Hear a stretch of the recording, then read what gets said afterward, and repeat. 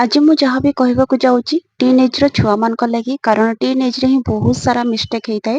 ପ୍ରଥମ ମିଷ୍ଟେକ୍ ଏଇଟା ହେଇଥାଏ କି ନିଜ କ୍ୟାରିୟରକୁ ଫୋକସ୍ ନ କରିକି ସେମାନେ ଫୋକସ୍ କରିଥାନ୍ତି ନିଜର ଲଭ୍ ଲାଇଫ୍ ଉପରେ।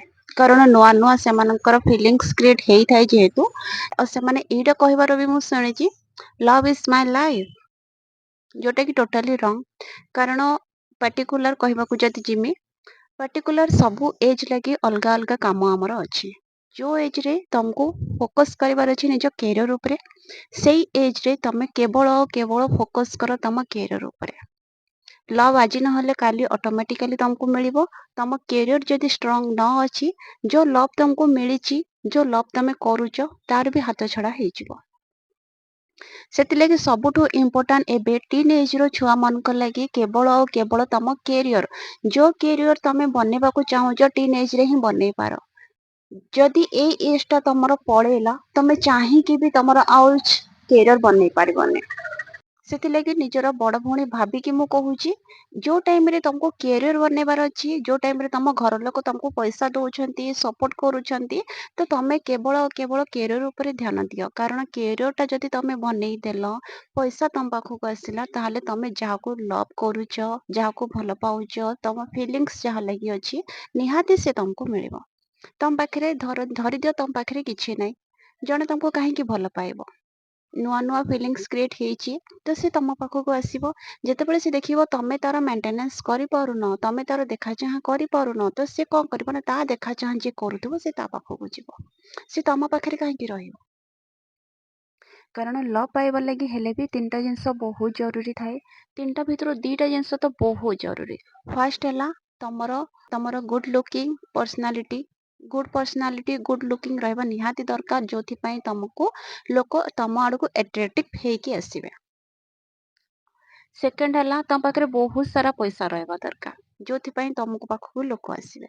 ଥାର୍ଡ ହେଲା ତମ ପାଖରେ ଗୋଟେ ଗଭର୍ଣ୍ଣମେଣ୍ଟ ଜବ୍ ରହିବା ଦରକାର। ଏଇ ତିନିଟା ଜିନିଷ ଯଦି ତମ ପାଖରେ ଅଛି, ନିହାତି ତମ ପାଖକୁ ଲୋକ ଆସିବେ। ଆଉ ଏଇ ତିନିଟା ଜିନିଷ ଭିତରୁ ଯଦି ଗୋଟେ ବି ଜିନିଷ ତମ ପାଖରେ ଅଛି, ତାହେଲେ ବି ଲୋକ ଆସିବେ। ଧରିନିଅ ତିନିଟା ଭିତରୁ ତମ ପାଖରେ କୌଣସି ଜିନିଷ ନାହିଁ, ତ ଲୋକ ଆସିକି ବି ପଳେଇବେ। ତ ଏଇ ତିନିଟା ଜିନିଷ ପାଇବା ଲାଗି ତମକୁ ମେହନତ କରିବା ଲାଗି ପଡିବ, କ୍ୟାରିୟର ଉପରେ ଫୋକସ୍ କରିବାକୁ ପଡିବ। ଯଦି କ୍ୟାରିୟର ତମର ଷ୍ଟ୍ରଙ୍ଗ ନାହିଁ, ତାହେଲେ ଲଭ୍ ଲାଇଫ୍ ତମର କେବେ ବି ଷ୍ଟ୍ରଙ୍ଗ ହେଇପାରିବନି, କେହି ବି ତମକୁ ସପୋର୍ଟ କରିପାରିବେନି। ସେଥିଲାଗି ପ୍ରଥମ କାମ ହେଲା ତମ କ୍ୟାରିୟର ଉପରେ ତମକୁ ଧ୍ୟାନ ଦେବାକୁ ପଡିବ। ତମର ଯଦି ଗଭର୍ଣ୍ଣମେଣ୍ଟ ଜବଟେ ହେଇଯାଉଛି ନା, ତମେ ଚାହେ ଭଲ ଦେଖାଯାଅ ନ ଦେଖାଯାଅ, ତମ ଘର ଚାହେ ଛାତ ଘର ଥାଉ, ଆମ ଭଳିଆ ଆଜବେଷ୍ଟ ଘର ଥାଉ, ତ ତମକୁ ତମ ପାଖକୁ ଲୋକ ଆସିବେ। ଯେହେତୁ ତମ ପାଖରେ ଗୋଟେ ଗଭର୍ଣ୍ଣମେଣ୍ଟ ଜବ୍ ଅଛି, ଲାଇଫ୍ ସିକ୍ୟୁର ଜବ୍ ଅଛି। କାରଣ ଗଭର୍ଣ୍ଣମେଣ୍ଟ ଜବଟା ଲାଇଫ୍ ସିକ୍ୟୁର କରିଥାଏ। ତ ସେଥିଲାଗି ତମ ପାଖରେ ଯଦି ବହୁତ ସାରା ପଇସା ଅଛି, ପଇସାର ଅଭାବ ନାହିଁ, ଚାହେ ଗଭର୍ଣ୍ଣମେଣ୍ଟ ଜବ୍ ନଥାଉ, ଗୁଡ୍ ଲୁକିଂ ନଥାଉ, ଗୁଡ୍ ପର୍ସନାଲିଟି ନଥାଉ, ତାହେଲେ ବି ଲୋକ ତମ ପାଖକୁ ଆସିବେ। ସେଥିଲାଗି ଏସବୁ ଜିନିଷ ତମେ କେତେବେଳେ ପାଇପାରିବ? ଯେତେବେଳେ ତମ କ୍ୟାରିୟର ଉପରେ ତମେ ଫୋକସ୍ କରିବ। କାରଣ ଯୋଉ ଏଜ୍ରେ ତମେ ଅଛ, ସେଇ ଏଜ୍ଟା ଯଦି ତମର ପଳଉଛି, ତମେ ଆଉ କ୍ୟାରିୟର ବନେଇ ପାରିବନି। ସେଥିଲାଗି ଟିନ୍ ଏଜ୍ର ଛୁଆମାନଙ୍କୁ ବୁଝିବା ବହୁତ ଜରୁରୀ। କାହିଁକିନା ଏ ଏଜ୍ଟା କ୍ୟାରିୟର ବନେଇବାର ଏଜ୍, ଲଭ୍ କରିବାର ଏଜ୍ ନୁହେଁ।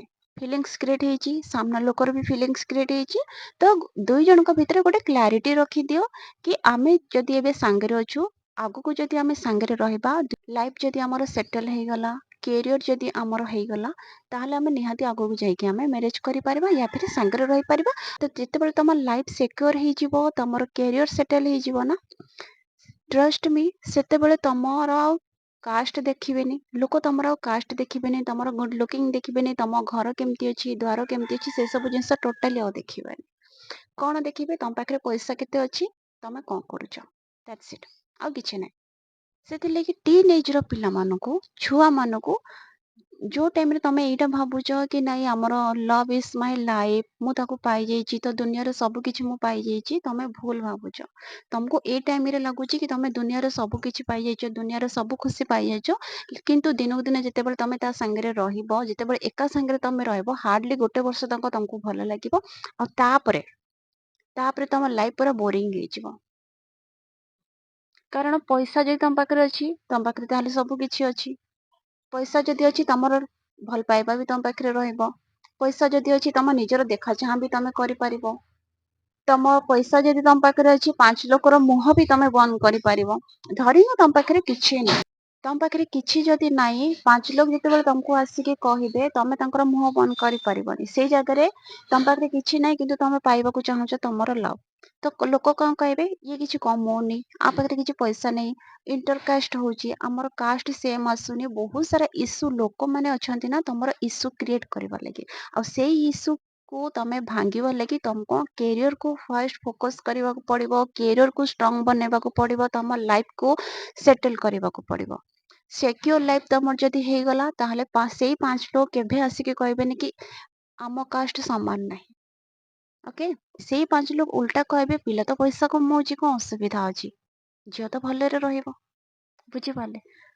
ସବୁ ଜାଗାରେ ଏଇ ଜିନିଷ ହୁଏ କିନ୍ତୁ ବହୁତ ସାରା ଜିନିଷ ଦେଖିଥିବେ କି ଇଣ୍ଟରକାଷ୍ଟ ଲାଗି ବହୁତ ସାରା ଲଭ ରିଲେସନ ଯୋଉଟା କି ଭାଙ୍ଗିଯାଏ। କିନ୍ତୁ ମେନ୍ ପ୍ରୋବ୍ଲେମ କୋଉଠି ହୁଏ ଜାଣିଛ? ପଇସା। ପଇସା ଲାଗି ବହୁତ ସାରା ରିଲେସନ ଭାଙ୍ଗିଯାଏ। ଯିଏ ପଇସା ବହୁତ ସାରା କମଉନଥିବ ତା ରିଲେସନ ଭାଙ୍ଗିବା ଲାଗି ବହୁତ ଲୋକ ଆସିଯିବେ। ଯିଏ ପଇସା କମଉଛି ତା ରିଲେସନ ଯୋଡିବା ଲାଗି ବହୁତ ସାରା ଲୋକ ଆସିବେ। ତମେ ଯାହାକୁ ଲଭ୍ କରୁଛ ବର୍ତ୍ତମାନ ଷ୍ଟେଜରେ ଏତେ ଦିନ ତକ ତମ କ୍ୟାରିୟର ସେଟଲ ହେଇନି, ତମ ଲାଇଫ ସିକ୍યોର ହେଇନି, ତମେ କୌଣସି ଜିନିଷର ରୋକ ଠୋକ ତମର ପାର୍ଟନର ଉପରେ ଜମାରୁ ଲଗେଇବନି। କାହିଁକି ଲଗେଇବନି କହୁଛି, ଧରିନ ସେ କୁଆଡେ ଗଲା, ସେ କଣ ପିନ୍ଧିଲା, ସେ କଣ ଖାଇଲା, ଏ ସବୁ ଜିନିଷ ଯୋଉ ରୋକଠୋକ କରୁଛନ୍ତି, ଦୁଇ ଜଣଙ୍କ ଭିତରେ ଆର୍ଗ୍ୟୁମେଣ୍ଟ ହଉଛି, ଏ ସବୁ ଜିନିଷ ତମେ କେବେ ବି କରିବନି। କାହିଁକି ନା ଯେତେ ଦିନ ତକ ତମର କ୍ୟାରିୟର ସେଟଲ ହେଇନି, ତମ ଲାଇଫ ସିକ୍યોର ହେଇନି। କାରଣ ତମର କୌଣସି ସକ୍ଷମ ନାହିଁ ତମେ ଜଣକୁ ମନା କରିବା ପାଇଁ, ଜଣକୁ ଅଟକେଇକି ରଖିବା ପାଇଁ। ତମର ସେତେବେଳେ ସକ୍ଷମ ଆସିବ ଯେତେବେଳେ ଏ ସବୁ ଜିନିଷ ତମ ପାଖକୁ ଆସିଯିବ। ତାହେଲେ ଯାଇକି ତମର ସକ୍ଷମ ଆସିବ, ତାହେଲେ ତମେ ଜଣକୁ ରୋକଠୋକ କରିପାରିବ, ଜଣକୁ ତମେ ରଖିପାରିବ। ଯେତେବେଳେ ତମେ ନିଜେ ତମ ଘର ଉପରେ ଡିପେଣ୍ଡେଡ ଅଛ, ତମେ ଆଉ ଜଣକୁ କେମିତି ନିଜ ଅଣ୍ଡରରେ ରଖିପାରିବ? ନାଇଁ ନା।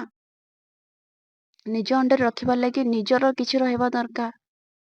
ଯଦି ନିଜର ଅଛି ତାହେଲେ ନିଜ ଅଣ୍ଡରରେ ଜଣେ ରହିବ।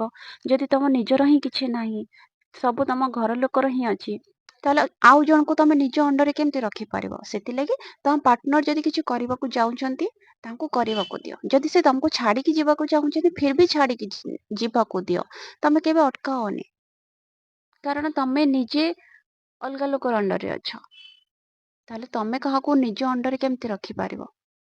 ବୁଝିହେଲା? ସେଥିଲାଗି ଗୋଟେ କ୍ଲାରିଟି ଦୁଇ ଜଣଙ୍କ ଭିତରେ, ସେଥିଲାଗି ଗୋଟେ କ୍ଲାରିଟି ରଖିଦିଅ। ଯିଏ ଯିବାର ଅଛି ସିଏ ଆଜି ନହେଲେ କାଲି ଯିବ। ତମେ ଚାହଁ ତା ସାଙ୍ଗେ ଆର୍ଗ୍ୟୁମେଣ୍ଟ ଲାଗ, ଚାହେ ତମେ ତାକୁ ଯେତିକି ରୋକଠୋକ କର, ଯେତିକି ଅଟକେଇବାକୁ ଚାହୁଁଛ ଅଟକାଅ।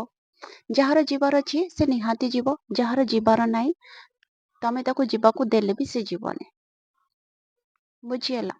ସେଥିଲାଗି ତମର ଫାଷ୍ଟ କାମ ହଉଛି, ଯେହେତୁ ମୁଁ ଗୋଟେ ବଡ ଭଉଣୀ ଭାବରେ ମୁଁ କହୁଛି, ତମର ଫାଷ୍ଟ କାମ ହଉଛି ଟିନ ଏଜର ଛୁଆ ମାନଙ୍କ ଲାଗି ପ୍ରଥମ କାମ ତମର ହେଲା କ୍ୟାରିୟର ତମେ ବନେଇ ଦିଅ। ଏଇ 30 ବର୍ଷ ଭିତରେ ତମର ଯଦି କ୍ୟାରିୟର ସେଟଲ ହେଇଗଲା ନା, ତାହେଲେ 30 ବର୍ଷ ପରେ ତମ ଘର ଲୋକ ତମକୁ ମ୍ୟାରେଜ କରେଇଦେବେ। ଚାहे ତମେ କୋଉଠି ପସନ୍ଦ କରିଥାଅ ୟା ଫିର ଘର ଲୋକ କୋଉଠି ପସନ୍ଦ କରିଥାନ୍ତୁ, 30 ଇୟର୍ସ ପରେ ତମକୁ ମ୍ୟାରେଜ ହିଁ କରେଇଦେବେ। ସେଥିଲାଗି ମ୍ୟାରେଜର ଟେନସନ ଜମାରୁ ନିଅନି। ଟେନସନ ନବାର ଅଛି ତ କେବଳ ଆଉ କେବଳ କ୍ୟାରିୟର ନିଅ। ପଇସା କେମିତି କମେଇବ ସେଇ ଟେନସନ ନିଅ। ନିଜ ଲାଇଫକୁ କେମିତି ସିକ୍યોର ବନେଇବ ସେଇ ଟେନସନ ନିଅ। କାରଣ ଏଇ ଟେନସନ ଟା ଏଇ ଟାଇମରେ ହିଁ ନବାକୁ ତମକୁ ପଡିବ। ଏଇ ଟେନସନ ଟା ଯଦି ତମେ ଏଇ ଟାଇମରେ ନ ନଉଛ ତାହେଲେ ଲାଇଫ ଟାଇମ ତମକୁ ଏ ଟେନସନ ରହିବ। ଆଉ ଏଇ ଟାଇମରେ ଯଦି ତମେ ଟେନସନ ନ ନେଇକି ତମେ କେବଳ ଲଭ୍ ଇଜ ମାଇ ଲାଇଫ କହିବ, ତାହେଲେ ଗୋଟେ ଏଜ ଆସିବ, ପାର୍ଟିକୁଲାର ଗୋଟେ ଏଜ ଆସିବ ଯୋଉ ଟାଇମରେ ତମକୁ ଏଇଟା ଫିଲ୍ ହବ କି ଯୋଉ ଟାଇମରେ ମୁଁ ଲଭ୍ ଇଜ ମାଇ ଲାଇଫ କହୁଥିଲି, ଯୋଉ ଟାଇମରେ ମୁଁ ଲଭ୍ ପଛରେ ଦୌଡୁଥିଲି ନିଜ କ୍ୟାରିୟରକୁ ଛାଡି ଦେଇକି, ଆଜି ନାହିଁ ମୋ ପାଖରେ ଲଭ୍ ଅଛି, ନାହିଁ ମୋ କ୍ୟାରିୟର ଅଛି। ଓକେ, ଦେନ୍ ସେ ଟାଇମରେ ତମକୁ ଅଫସୋସ ହବ କି ମତେ ଏ ସବୁ ଜିନିଷ ଏତିକି ଇମ୍ପୋର୍ଟାନ୍ସ ନୁହେଁ। ଲଭ୍, ଲାଇଫ ଏଗୁଡାକ ଏତିକି ଇମ୍ପୋର୍ଟାନ୍ସ ନୁହେଁ। ଇମ୍ପୋର୍ଟାନ୍ସ କେବଳ ଆଉ କେବଳ ଅଛି ନିଜର କ୍ୟାରିୟରର, ନିଜର ପଇସାର। ମନି ହଉଛି ସବୁଠୁ ପାୱାରଫୁଲ ଆଜିର ଡେଟରେ। ମନି ତମ ପାଖରେ ଅଛି ତାହେଲେ ଛାଡିକି ଯିବା ଲୋକ ବି ତମ ପାଖକୁ ଆସିଯିବେ।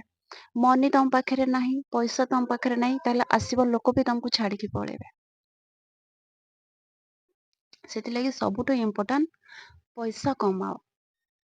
ଯେମିତି ବି ହଉ ପଇସା କମାଅ। ତମେ କ୍ୟାରିୟରକୁ ଷ୍ଟ୍ରଙ୍ଗ ବନେଇକି ଗଭର୍ଣ୍ଣମେଣ୍ଟ ଜବଟେ କର। या फिर गवर्नमेंट जॉब जदि न होउची जेकोसी प्लेटफॉर्म रे बस तुम पैसा कमाओ। पैसा जदि भाई तुम पाखे अच्छी ना ताहले भाविदियो कि तुम पाखे सब खुशी अच्छी। तमे निजको जेमती मेंटेन करने को चाहिए तुम कर घर जेमती घरे तुम रहा चाहिए रही पार जमती पार्टनर तुम चाहिए तुमको पार्टनर भी मिल जाव। Powerful is money nothing more else. Okay तो आशा करुच्ची मु जहाँ भी कहली गोटे बड़ भौणी हिसाब रे समस्ते बुझीथिबो समस्ते से जिनस पालन कर। खास करके टीन एज छुआ मान लगी मु कहूँ ये जिनस पालन करवा निहाती दरकार कारण तुम लाइफ जदि सिक्योर हो जाऊँगी लाइफ टाइम तमें ही भले रहिबो मु तुम संगे जाइए भले रही बुझीगला। रहुची नमस्कार।